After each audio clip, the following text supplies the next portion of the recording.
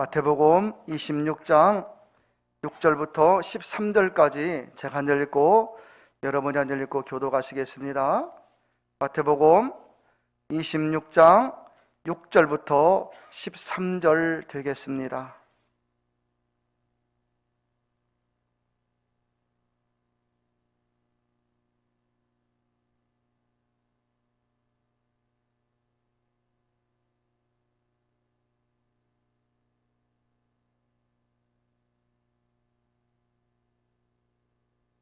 예수께서 베다니 문둥이 시몬의 집에 계실 때에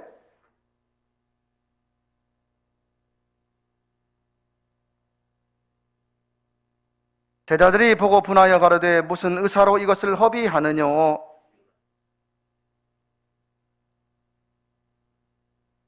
예수께서 아시고 저에게 이르시되 너희가 어찌하여 이 여자를 괴롭게 하느냐? 저가 내게 좋은 일을 하였느니라.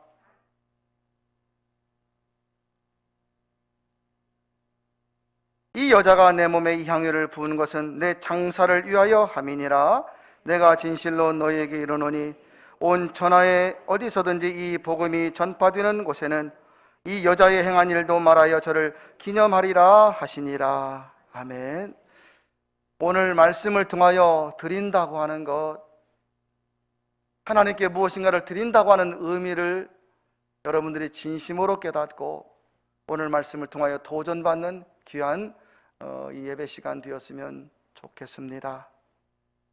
예수님의 인생은 참 초라한 인생의 시작이었습니다.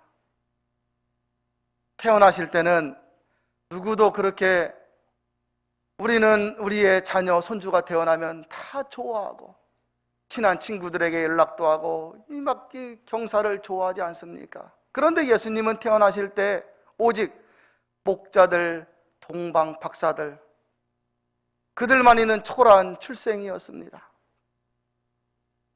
또한 33년을 사신 후에 죽음을 당하실 때에도 그 누구도 예수님의 죽음이 어떤 죽음인지, 예수님의 피 흘리심이 어떤 피 흘리심이었는지 제대로 깨닫지 못하고 알아주지 않는 그런 마지막 죽음이셨습니다. 예수님은 30세까지 목수의 아들로 사셨습니다. 그리고 마지막 3년의 공생의 기간에도 자신이 내가 그리스도라고 분명 꼭 말씀하시지 않았습니다. 물론 예수님이 언뜻 중간중간에 자신이 죽으신다고 하는 이야기를 하셨지만 제자들은 그것을 다른 말로 알아들었던 것입니다. 이제 마지막 죽음을 앞두고 일주일 전에 예루살렘에 올라가시는 길에 예수님은 비로소 내가 죽어야 되고 내가 그리스도라는 사실을 제자들에게 밝히셨습니다. 그럼에도 제자들은 그 사실이 무엇인지를 제대로 깨닫지를 못했습니다. 그리고 마지막 일주일 동안을 문둥이 시몬의 집에 이렇게 거하셨습니다. 오늘 성경에 나오는 예수님에게 숙소를 제공한 시몬은 문둥병을 고침받은 사람입니다. 시몬은 문둥병을 고침받은 은혜에 보답하여 주님에게 숙소를 제공한 것입니다. 그런데 한 여자가 지극히 값진 향유, 누가 보아도 그것이 얼마나 귀한 것인지를 아는, 그것이 값비싼 그런 향유, 그 향유를 가지고 와 예수님의 머리에 붓는 것입니다. 갑작스러운 일에 제자들은 왜 그 비싼 것을 허비하느냐, 낭비하느냐, 그것을 팔아 가난한 자들에게 주면 얼마나 좋겠느냐, 막 여자를 책망하는 겁니다. 그러나 주님께서는 그 여인을 칭찬하시면서 복음이 전파되는 곳마다 이 여자가 행한 일을 말하여 저를 기념하라 하셨습니다. 2000년이 지난 지금까지도 이 여인이 무슨 일을 했는지, 어떤 일을 했는지 여러분, 우리들이 정확히 모를 때가 얼마나 많습니까? 그러나 오늘 설교를 통하여 여러분, 이 여인이 어떤 일을 했는지, 어떤 헌신을 했는지 우리가 진실로 깨닫는다면 여러분의 입술과 여러분의 삶에서도 아름다운 헌신이 나올 줄 믿습니다. 여러분, 제자들은 여자가 가져온 향유가 비싼 것이라는 걸 알았습니다. 짝퉁과 진짜가 다르잖아, 여러분. 진짜 향기가 좋고 귀한 건 알잖아요, 여러분. 그래서 그것을 팔아 가난한 사람에게 주지 왜 예수님의 머리에 부어버리느냐 책망을 했는데요, 제자들은 정말로 몰랐던 것입니다. 자신들이 3년간 따라다닌 주님이 누구인지 진짜 몰랐던 것입니다. 평생 예배당에 나와 우리는 예수님에 대하여 듣고 설교를 듣고 예수님이 누군지 압니다. 여러분 아십니까? 진실로 아십니까, 여러분? 사순절이 뭐 하는지 여러분 아셔야 됩니다. 왜 십자가가 걸려 있는지 아셔야 되고, 왜 내가 주님의 일꾼 되어 살아야 되는지 여러분 아셔야 합니다. 왜 예수님을 믿어야 되는지 아셔야 합니다. 제자들은 자신들의 예수님이 어떤 분이신지를 진정 몰랐습니다. 예수님에게 드리는 것, 예수님을 섬기는 것은 낭비가 아니라 허비가 아니라 얼마나 귀한 일인지를 알지 못했던 겁니다. 여러분이 예배당에 나와 예배드리는 것 얼마나 귀한 것인지 아셔야 합니다. 주일날, 수요일날 새벽에 나와 예배드리며 기도하는 것이 얼마나 귀한 것인지, 여러분의 인생에 복된 것인지를 아시기를 바랍니다. 여인이 예수님에게 향유를 부은 시기는 예수님이 잡혀 돌아가시기 전 며칠 전의 일입니다. 이 여인의 향유는 예수님의 장례를 준비한 것이었습니다. 이 여인은 그것을 알고 있는데 제자들은 모르는 거예요. 여인은 아는데 제자들은 모릅니다. 얼마나 이게 여러분 안타까운 모습이겠습니까? 예수님은 이것을 지적하시면서 제자들을 꾸짖은 것입니다. 여러분, 사람들은 지금 내가 하는 행동, 내가 하는 이 살아가는 인생의 결과가 어떻게 될지 알고 사시는 분 누가 있습니까? 그러나 여러분 아십시오. 내가 하는 작은 행동이 결과가 엄청나게 달라질 수 있다는 사실을 여러분 알아야만 합니다. 빌라도가 예수님을 십자가에 못 박도록 넘겨주고 손을 씻으면서 나는 무죄하다 그랬어요. 나는 죄가 없다 했지만, 우리가 주기도문이 올 때 본디오 빌라도 이야기, 지금껏 2000년이 지남까지도 빌라도는 몰랐을 겁니다. 자기가 하는 그 행동, 자기가 하는 그 말이 역사에 영원히 지워지지 않는다는 사실을 몰랐을 겁니다. 유대인들은 예수님을 십자가에 못 박으소서, 그 피를 우리 후손에게 돌리소서 막 소리를 쳤습니다. 그들이 이 소리의 결과를 알고 소리쳤을까요? 그 피를 우리의 후손에게 돌리소서. 후손들이 어떻게 되었습니까? 나라 잃고 2000년간을 방랑했잖아요. 2000년입니다 여러분. 나라 잃고 2000년간 세계를 헤매던 민족이 유태인이었습니다. 2차 세계대전 때는 여러분 알다시피 600만 명이 죽었습니다. 유태인들이 만약에 자기들이 한 말의 결과를 알았다면 그렇게 소리를 쳤겠습니까? 여러분 인생을 살면서 주님을 믿고 교회를 섬기고 봉사하고 예배하는 일은 여러분 인생의 진정 복된 일입니다. 나는 작은 정성을 드리지만, 시간을 내서 작은 정성을 드립니다. 시간을 내고 삶을 쪼개서 하나님 앞에 나와 예배드립니다. 헌금을 하고 정성을 드리고 봉사를 합니다. 나는 작은 정성을 드리지만 하나님께서는 그 작은 일을 통하여서 우리를 복되게 하시고 은혜를 베풀어 주심을 여러분 알아야만 합니다. 보사이드 선교사, 제가 몇 달 전에 보사이드 선교사 이야기 한번 했습니다. 이분이 목포에서 광주로 올라오는데, 그때 말을 타고 올라오는데 길 옆에 문둥병이 걸린 여인이 죽어가는 겁니다. 너무너무 불쌍해서 이 여인을 말에 태워가지고 광주로 데리고 옵니다. 그런데요, 그 일이 역사에 엄청난 일을 일으킬 줄 아무도 몰랐을 겁니다. 광주에 도착하여서 그 문둥병 걸린 여인이 혼자 내리지도 못해요. 그 여인을 안아 내리는데, 그 당시 시장통에 망나니요 깡패였고 의병 활동을 하는, 독립운동을 하는 사람들을 잡아가는 그 일본 순사 활동을 하던 그 최홍종이라고 하는 청년이 있었습니다. 젊은 사람이 있었어요. 그 최홍종이라고 하는 사람이, 이 선교사가 누구도 손대기 싫어하는 그 문둥병이 걸린 그 여인을 안아가지고 말에서 내리는 모습을 보고 거기서 감동을 받습니다. 어떻게 저럴 수가 있는가? 누구도 손대기 싫어하는 그 여인, 그 모습을 보고 감동을 받아 거기서 예수님을 믿기로 작정을 합니다. 열심히 믿습니다. 호남의 첫 장로가 되었습니다. 문둥병자들을 모아 수용소를 만들었습니다. 이것이 나중에 애아원이 됩니다. 여수의 애아원이 되는 거예요. 애아원을 통하여서 주기철 목사님, 손양호 목사님이 영향을 받잖아요. 여러분, 받았습니다. 지금까지 그 애아원은 수많은 사람들을 고치고 살리는 그런 곳이 되고 있지 않습니까?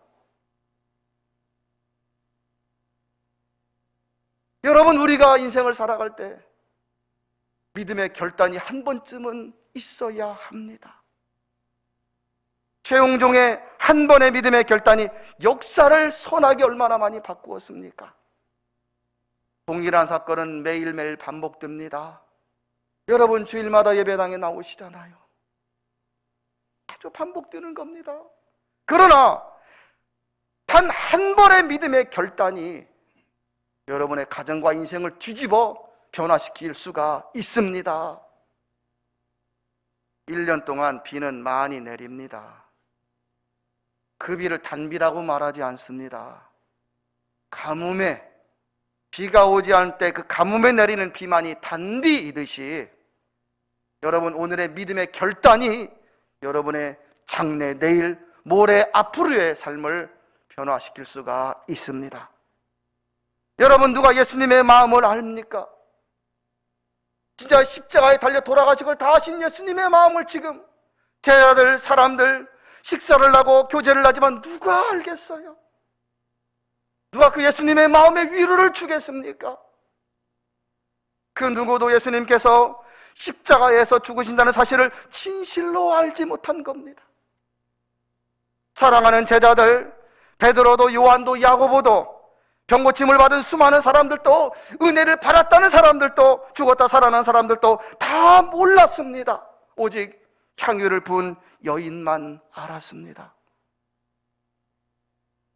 예수님은 제자들의 무지함이 속상했을 거예요. 그래서 이 여인의 향유 부음이 낭비가 아니라 12절에 보면 내 장사를 위함이니라 제자들을 책망한 겁니다. 야, 이 얘들아, 그렇게도 모르느냐? 이 답답한 자들아, 3년이 넘게 가르쳤으면 알아들을 만도 한데 그것을 모르느냐, 이 무지한 자들아. 이렇게 한탄하시는 예수님의 소리가 들리는 것 같지 않습니까? 여러분, 정말 구원받을 자로 신앙생활을 열심히 하십시오. 세상의 모든 것은 다 지나가 버리지 않습니까? 여러분이 주님을 위하여 드린 헌신, 드린 시간, 드린 정성, 믿음으로 행한 모든 것만 남습니다. 우리는 당장의 눈앞에 있는 것을 위해서 살아갈 때 많이 있지만 주님은 우리가 믿음으로 행한 그 일들을 기억하시고 그것을 영원토록 잊지 않으시는 주님이심을 믿으셔야 합니다. 진실로 정말로 구원받기 위해 예배 잘 드리고 열심히 살아가십시오.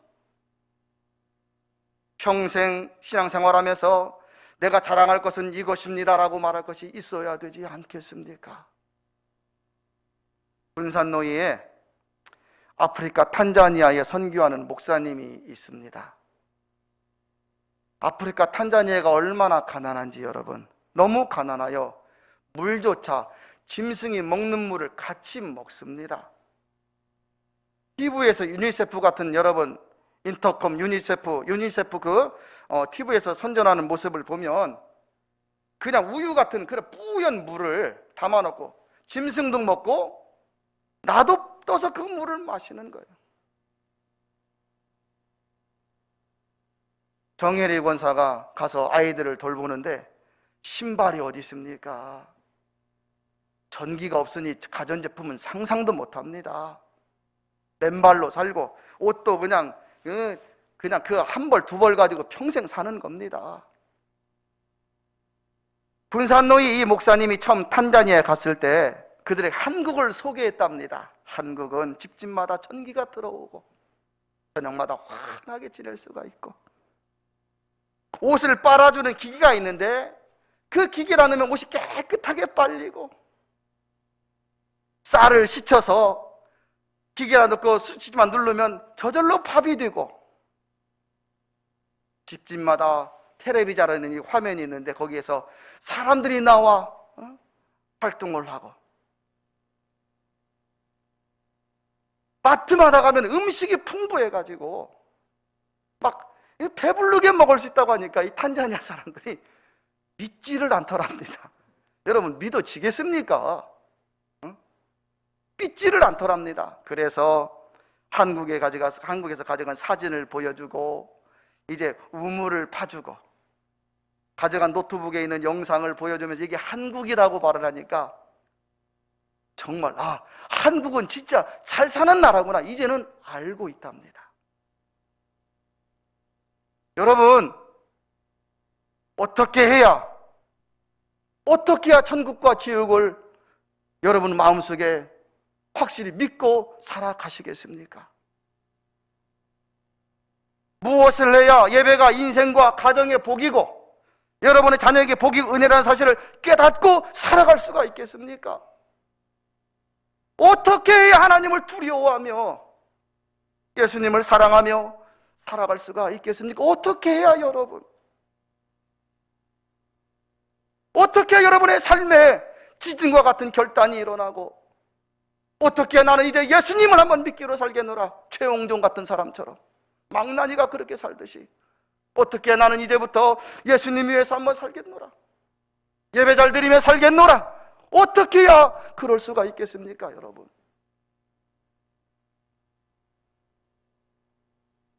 성령님께서 여러분 모두에 깊은 깨달음을 주시기를 저는 간절히 소원합니다. 오늘 옥합을 깨트린 여인을 보십시오. 예수님께서 죽으셔야 구세주가 된다는 사실을 알았습니다. 그랬기에 예수님은 너무너무 기쁘신 거예요. 3년간 가르친 제자들도 모르는데 이 여인이 아는 겁니다. 여인을 칭찬하시면서 어찌 이 여인을 괴롭게 하느냐 저가 내게 좋은 일을 하였느니라. 복음이 전파되는 곳에는 이 여자의 행한 일도 말하여 저를 기념하라 명령을 하셨습니다. 여러분 주님을 위하여 자신의 귀한 것을 깨뜨린 이 여자 이야기 오늘 우리 믿는 자의 본보기가 됩니다. 본문의 여인은 나그네의 짧은 인생을 살아가는 피조물인 인간이 진정 복을 누릴 수 있는 비결을 가르쳐 줍니다. 구약 창세기 47장 8절에 보면 애굽왕 바로가 야곱에게 묻습니다. 너 나이가 몇 살이냐 물어요. 야곱이 대답을 합니다. 내 인생 130살인데 나그네 인생을 살았습니다. 그렇게 대답을 해요. 험악한 인생을 살았다 그래. 여러분 인생을 야곱이 나그네 인생이라고 고백했듯이 인생은 지나온 인생도 나그네 길, 여러분 지금 살아가는 인생도 나그네 길이지 않습니까? 남은 인생도 나그네 길입니다. 결국 우리의 인생을 보면 저 본향 고향을 향하여 달려가는 나그네 인생이지 않습니까? 여러분의 고향이 어디이길 바라십니까? 여러분의 고향이 어디이길 소망하십니까? 여러분 모두는 각자 다른 인생을 살아가지만 그러나 모두는 조만간 인생의 주인이신 하나님 앞에 서야 합니다. 인생이 나그네 길이라면 앞으로 남은 나그네 인생을 어떻게 살아야 할까요? 마태복음 24장 12절에 보면 말세는 불법이 성함으로 많은 사람의 사랑이 식어지리라 하였습니다. 여기 불법은 다른 게 아닙니다. 교회를 멀리하고 신앙이 덤덤해지고 예배를 소홀히 하고 그렇게 많은 사람의 사랑이 식어진다 하였습니다. 옛날이요. 나도 예전에 이렇게 뜨겁게 믿었는데요. 어떻게 뜨겁게 믿었는데요, 여러분? 나 이렇게 예전에 열심히 했는데 어떻게 열심히 했습니까? 예전에는 정말 열심히 했습니다. 어떻게 열심히 했습니까? 그 열심히 어디 가셨습니까? 말세에는 불법이 상함으로 많은 사람의 사랑이 식어지리라 하시면서 마태복음 24장 13절에 보면 끝까지 견디는 자는 구원을 얻으리라 하였습니다. 끝까지 견뎌야 합니다. 코로나가 몰려와도, 더 힘들고 어려운 상황이 몰려와도 여러분 믿음의 길은 걸어가셔야 합니다. 우리에게 시간은 항상 있는 것이 아닙니다. 진정으로 예배하고 진정으로 헌신하고 진정으로 주님을 위하여 살 기회는 항상 있는 것이 아닙니다. 신앙생활을 오래 하다 보면, 교회에 오래 다니다 보면 모든 것이 나태해지기가 쉽습니다. 그러나 몸이 아파 보십시오. 만사 제쳐놓고 병원에 갈 것 아니겠습니까? 움직이기 싫어도 병원에 가야 되는 것처럼 힘들어도 괴로워도 걸어가야 하는 길이 바로 이 신앙의 길, 믿음의 길입니다. 사랑하는 다운교회 성도 여러분, 직분자의 의무니 책임감이니 하는 것에 얽매이지 마시고 오늘 성경에 옥합을 깨뜨린 여인처럼 주님을 사랑하며 예배를 잘 드리며 살아가는 여러분 되시기를 바랍니다. 주님이 여러분 모두의 마음에 큰 감동을 주시기를 소망합니다. 우리 다 같이